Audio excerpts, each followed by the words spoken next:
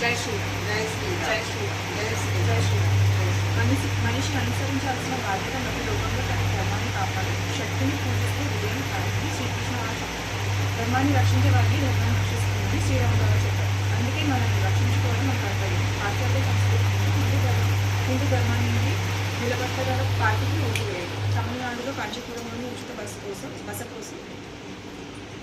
మన హిందూ ధర్మ సత్రంలో వ్యక్తి. మనమందరం హిందువులమే కాబట్టి మనం ఏం తిందామనుకున్నా ఏం తాగుదామనుకున్నా హిందువుల దగ్గరనే కొనుక్కుందాం. హిందూ ధర్మాన్ని కాపాడాలి. మేడం మీ పేరు మేడం? సింధుశ్రీ. ఏ ఊరు? ఏ జిల్లా? డిస్టిక్? అదే సంథింగ్ స్టేట్ తెలంగాణ స్టేట్. మీరు ఎంతమంది వచ్చారు మేడం? ఇద్దరం. ఎప్పుడు వచ్చారు? నిన్న. అదే డేటు మంత్ ఇయర్. ఇవాళ 26 తారీఖు.